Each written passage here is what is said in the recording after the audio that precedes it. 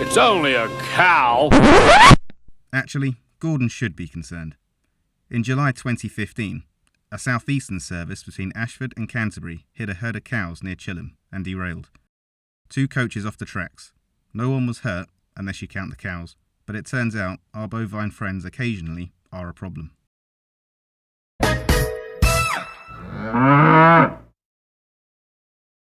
Animals get onto the British railway network a lot.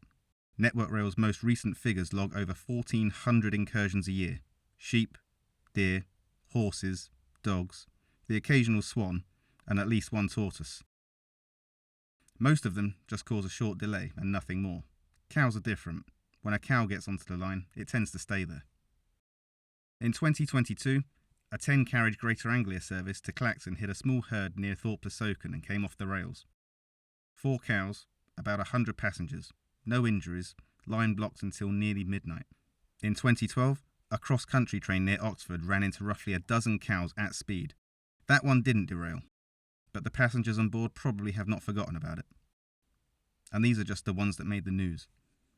The reason Britain treats a cow on the line as a serious incident, rather than a funny one, traces back to July 1984 at Polmont in Scotland. A push-pull express from Edinburgh to Glasgow doing 85 miles an hour struck a cow that had gotten through a damaged fence. The leading vehicle was a driving van trailer, a light, unpowered driver's cab with no traction motors. It derailed and took the rest of the carriages with it. 13 people died. It remains one of the worst rail accidents in Scottish history, and it is, in a direct line, the reason that modern fencing standards, incident response times, and front-end design rules are what they are today.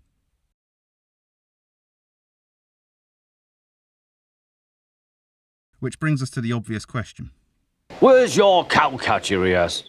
Why don't British trains have cowcatchers? American railways fitted them because they had to. The American West was open range, cattle wandered across unfenced track, leaving 2 realistic options. Attach cowcatchers to the front of the train, or lay thousands and thousands of miles of fencing along the tracks. The Americans chose the cowcatcher, but on this side of the Atlantic, we chose the fence. The Railway Clauses Consolidation Act of 1845 made railway companies legally responsible for fencing their lines, and that act is still on the books today. The problem was solved at the boundary instead of at the front of the train. For the best part of 2 centuries, this has mostly worked. The awkward truth is that a modern electric multiple unit is arguably worse at meeting a cow than a 60s diesel would have been. The nose is lower, the leading vehicle is lighter, and the aerodynamic fairings are designed for energy efficiency at 100 miles an hour, not for shrugging off half a ton of beef at 60. That's not a design failure, it's a trade-off. Modern trains are quieter, faster, and safer for the people inside them. The cost is, every now and then, a cow can and will derail a train. Not a word. Keep it dark. So what's actually done about it?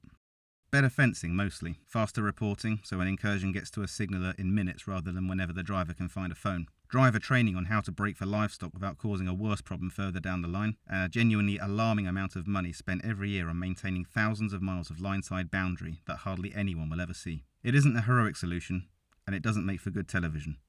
It's the slow, patient work of keeping a railway and a country full of livestock from meeting each other. On a small, densely farmed island, that's probably the best anyone's going to do. It's never only a cow. Moo.